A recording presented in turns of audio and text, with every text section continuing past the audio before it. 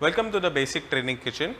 Now we move on to the next vegetarian main course that we are going to make for the students who have opted for the vegetarian course. So like we saw in the menu, we were making a lentil mulligatawny soup, a fillet of pomfret meunière, petit pois à la flamande and douche potatoes. So for you, instead of the fillet of pomfret meunière, you will be making something called as a mushroom pie. So the ingredients for mushroom pie are over here, and mushroom pie we have to make three things. Okay. Always remember that when you are making a pie or a tart, your first thing that comes is your pastry, okay, and then comes in your filling. So for the mushroom pie, what you will do is we are going to make something called as a short crust pastry. What is the meaning of the short crust pastry? Is that the pastry that you make is quite crumbly, okay, and always remember in a short crust pastry the proportion of butter to flour is 1:2. So the higher amount of butter that you have, it will affect the making of the pastry. So over here the pastry that you make or the pie that you make, the bottom will be very crumbly. So that is one of the reasons why this type of pastry is preferred for the mushroom pie. The next thing that we will be making, the other element that we will be making is a white sauce. Okay. So as usual, the white sauce, the proportion remains the same, 1:1:10, and that is one of the main aspects of this dish. The third and the most important part or important element of this dish is your mushroom mixture. So for the mushroom mixture, what we will be doing is we will be obviously taking some normal mushrooms and then we will be clearing it and we will be slicing it up. So after slicing it up, what we will be doing is we will take some butter in a pan and we will be adding chopped garlic to it, chopped onions to it, and for flavor we will be adding in some thyme. Okay. And once we have sauteed them all together, we will add in the mushroom. And we will cook the mushroom till the time the mushroom leaches out the water. Once the mushroom have leached out the water and it is perfectly cooked, we will be adding in the white sauce to it. We will be mixing it up properly and making the base mixture which goes inside the mushroom pie. What we will be doing is we will be first making the short crust pastry and we will be lining up the tin with the short crust pastry and send it for something called as a blind baking. Blind baking is basically done to bake the short crust pastry beforehand, and the full cooking of the short crust will happen towards the end with the filling inside. So first we will blind bake the pastry and then we will add in the mixture to it, the prepared mushroom mixture to it, and then again it goes inside the oven. So over here there are a lot of things that you need to keep in mind, especially one, that is your short crust pastry. We will see how to make the short crust pastry and what are the do's and don'ts for making a short crust pastry. Then when you are making the mushroom filling, you have to ensure that there is not a lot of liquid inside, because this will go inside the tart or the pastry and it goes inside the oven. So if there is a lot of water, there is a high chance that the pastry might get soggy, and we do not want that. So that is another thing which you have to be very careful about. And the third thing is the flavor of this dish. You have to ensure that you have sufficient amount of thyme, sufficient amount of garlic to give it the whole flavor. So without those two things, there will be no much flavor in the whole dish. So those are the flavoring agents which you need to use liberally, and you have to ensure that this dish is very flavorful with the right type of texture for the pastry. For the pie, you will finally chop up the onions and finally chop up the garlic, and also remove the thyme leaves from the stalk. The stalk is very tough and it cannot be consumed on its own, so you will have to remove the leaves from the stalk. These leaves will be removed from the stalk and has to be finely chopped. Over here, if you see that I am removing each and every leaf that is present on the stalk and ensuring that there is no part of stalk which comes in the leaf. Once you have removed all the leaves, what you have to do is you have to chop it up finely. When you chop up the thyme leaves finely, you ensure that the distribution is uniform throughout the dish and the flavor that is released is also more. So you will chop it up properly and finely chop it up and ensure that it is properly done and there are no stalks in the thyme leaves that you are going to use for the pie. You have to use the knife properly for this, and because the thyme leaves are pretty small, you have to ensure that they are properly cut or properly chopped. Over here we are trying to make the thyme leaves as fine as possible, because then it will mix around with the whole mushroom mixture and give a good flavor as well. The finer you chop the herbs, the more flavor they tend to release because of the release of the oils from inside. Now you will keep it aside and then you will move on to the cleaning of the mushroom. The mushroom has to be taken in a vessel with some refined flour added to it. Refined flour gives the friction to the whole mushroom. So approximately a tablespoon or 2 of the refined flour, and then you will scrub the mushrooms using your fingers. So when you are scrubbing the mushroom, the dirt particles which are there tend to come on top and they tend to get off. Then you will put it under running water and that removes your impurities. For chopping it up, make sure you do not discard any part of the mushroom. The stalk also will be used because anyways it is going to be cooked, and after cooking the mushroom tends to ooze out moisture and shrinks in size. So over here, as you can see, I have just sliced up the mushrooms. Make sure they are evenly sliced up because then the cooking becomes much easier. So these are the ingredients required for the mushroom mixture for the pie. Add in the butter first, and to the butter, while it's melting, add in the garlic. This step actually helps in getting out more flavor from the garlic, because if you add the garlic to hot butter, there is a possibility that the garlic and the butter will start burning. So as soon as you put the butter in the pan, you add in the garlic and make sure that the temperature of the garlic and the butter comes up at the same time. Once the garlic is sauteed, you will add in the thyme leaves which you've chopped and kept. This addition of thyme leaves actually give a good flavor to the whole butter garlic mixture. Once the thyme leaves are put in, you can saute it for just 5 to 10 seconds, and after that you will add in the onions. Here for flavoring we will be using some white wine, but using white wine is optional. If you use white wine, it gives a bit of an acidic flavor and all the alcohol is evaporated, so there is no tension of the alcohol remaining back, but at the same time it gives a nice acidic flavor to the whole dish. The onions have to be sweated, it does not have to be turned brown. So over here we are sweating the onions. Ensure that the butter does not start burning or the onions or the garlic does not stick to the bottom. Once the onions are sweated, you will add in the white wine, and this will give a good flavor to the whole dish. Mix it all up together and let the wine evaporate, and once the wine is evaporated, you will add in the sliced mushrooms that you kept ready. Your mushrooms will take anywhere between 5 to 10 minutes for cooking, depending on the quantity of mushrooms that you have and as well as the flame that you are using. Ideal flame for cooking mushrooms should be medium to medium high, because if you keep it on a low flame, it will take a lot of time and mushroom starts oozing out moisture as soon as it hits the heat. So over here you have to be very careful and make sure that the mushroom gets mixed up properly with the onion, garlic, thyme and wine mixture. Mix it all up together and you will soon see that it will start oozing out water. When the mushroom starts oozing out water, it is an indication that the mushrooms have started cooking, and we have to make sure that the water which is oozed out gets evaporated. So that is why after the water starts oozing out, you can keep the flame on a high and then evaporate the water. At this point you can add in the salt and the pepper powder, but be very careful to add in less salt, because anyways we are going to make a Mornay sauce in which we have cheese, and that will also add to the seasoning. So we do not want to over season the whole dish, we will just add in adequate amount of salt and pepper. Here after the water has evaporated, we will add in the parsley, saute it for 2 minutes and remove it out onto a plate and let it cool down. This is very important to let it cool down, because if it does not cool down, the hot mixture will go inside the tart or the pie and it will start melting the butter. Now for making the pastry, that is the short crust pastry, you will take some flour, add in some salt and some white pepper powder. To this you will incorporate the butter which has been kept in the fridge. Here it is very important that you do not knead the whole thing, because if you knead the whole thing, the butter will start melting. The butter has been kept in the fridge, it is cold butter. The ratio of the butter to the flour is 1:2. So if you've taken 50 grams of butter, you have to take 100 grams of flour. The butter has to be cut using your dough scraper.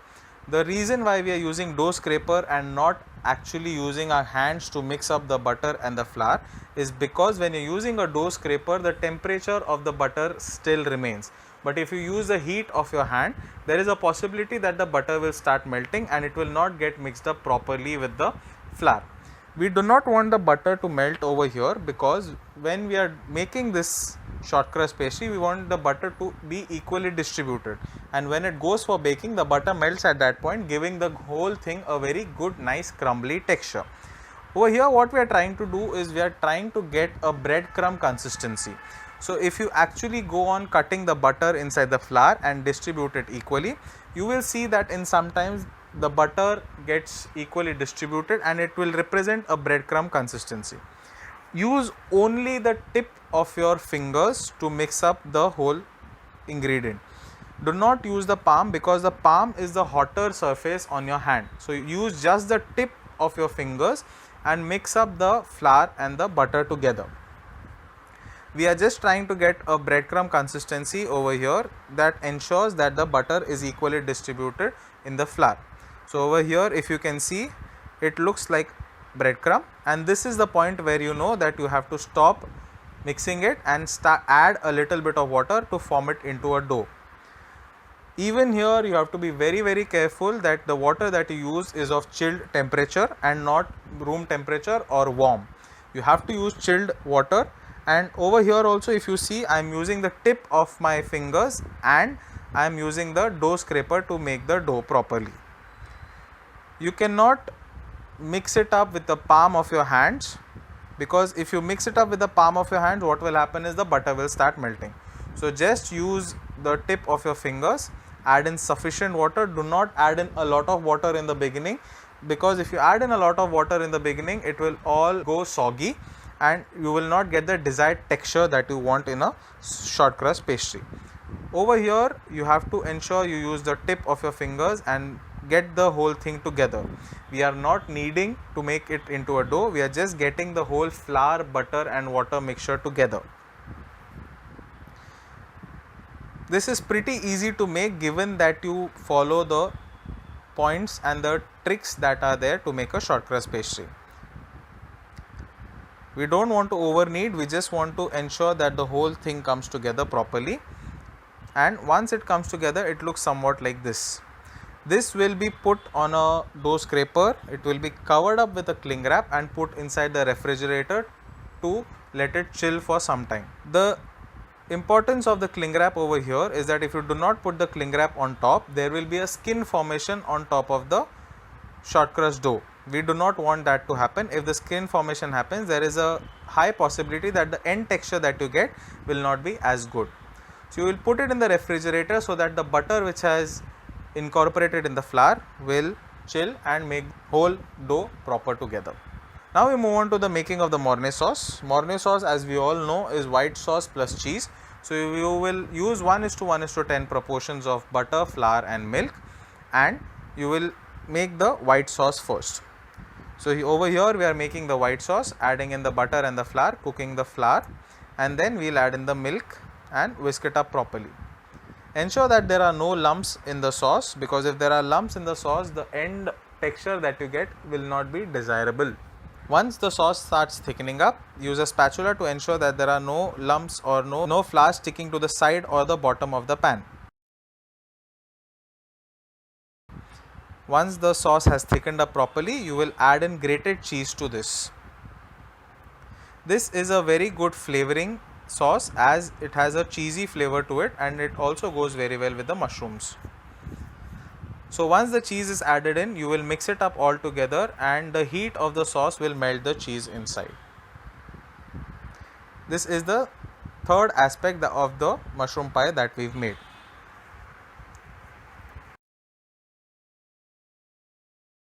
This is a loose bottom tart mold which we will be using to make the mushroom pie today.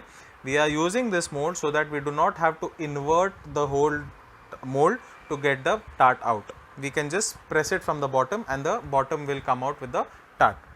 Now we've kept the short crust dough inside the fridge for nearly half an hour.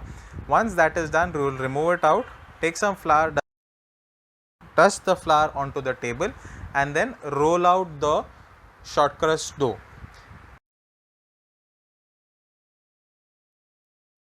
Ensure that if it starts sticking to the table, you add in some flour, because when it starts sticking to the table, it means that the butter from the dough is melting. We do not want the butter to melt, we just want to roll it out into equal size thickness and we want to put it in the tart mold. Use your dough scraper and the rolling pin to roll out the tart properly. Ensure that it is of equal thickness, because if it is not of equal thickness, what will happen is that when it goes inside the oven for baking, the part which is thicker will not cook properly and the part which is thinner will start burning. So ensure that it is of equal thickness, approximately 2 millimeters, and then you will take the pie tart and put the short crust dough on top of it. You will ensure that the whole dough goes properly inside the tart mold. Make sure there are no gaps or air bubbles in between, and you just press it on so that the whole dough goes inside the mold properly. If there are any holes in between or any air gaps in between, ensure that you have removed it, and there should be no holes left, because afterwards when you are adding in the cooked mushroom mixture, the cheese will start oozing out. Over here, just press the top of the tart mold and the dough will fall off on its own. Do not overhandle the dough, because if you overhandle the dough, there is a possibility that the butter in it will start melting and you will have an undesirable texture.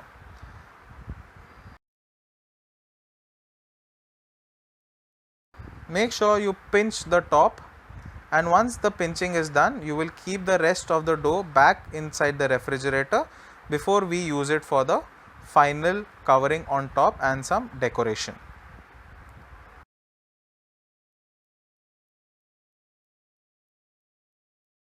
Over here, this process is known as docking, where we put holes on the tart shells. The reason why we do this is because if you put it for blind baking, there is a possibility that there will be air bubbles which will be formed, and that will give a not so favorable texture.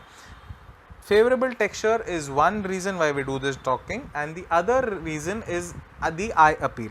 If you do not do this docking, there will be a lot of air bubbles which will not be very good in visual appearance.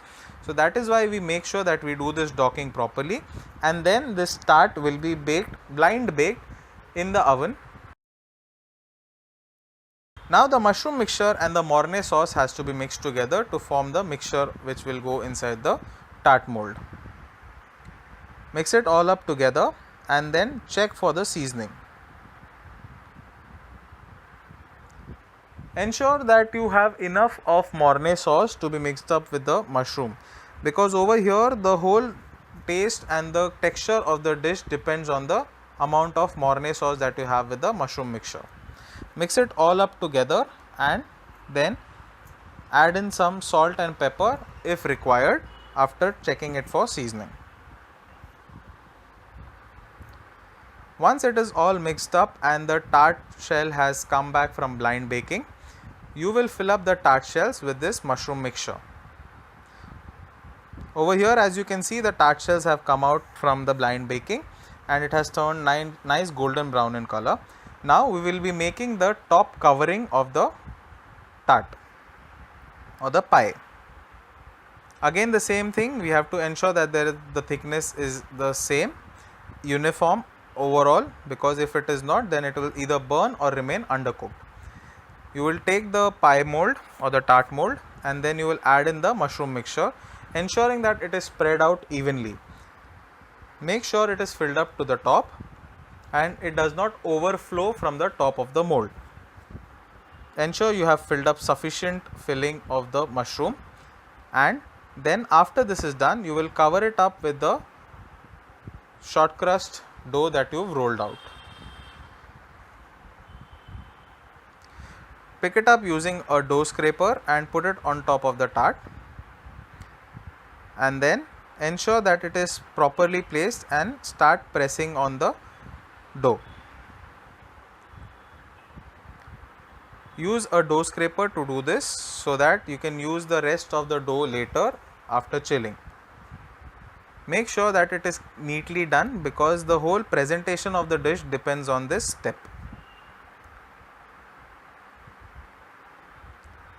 You can also do nice lattice work and put it on top of the mushroom mixture rather than covering it up fully. Now from the rest of the dough that we have, we can cut up some strips and use it for the garnishing of the pastry. This is a very simple garnishing that I have shown over here. You can also do a very decorative, a very complex kind of garnish as well. Now once the garnish has been placed, we have to do a very important step. We have to add some gashes to the top of this dish. Why do we add gashes is because when the mushroom mixture goes inside the oven, it will start oozing out steam because of the heat, and we do not want the steam to get trapped inside and the pastry to become very soggy. So we put the gashes on top so that if there is any steam that is coming out, it will escape out from these gashes.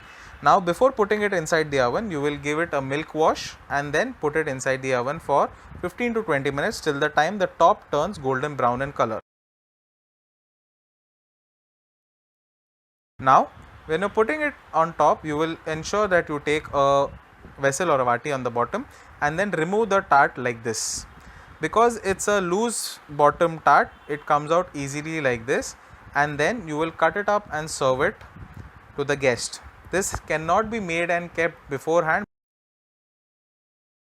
As soon as it comes out from the oven, you cut it off and serve it to the guest.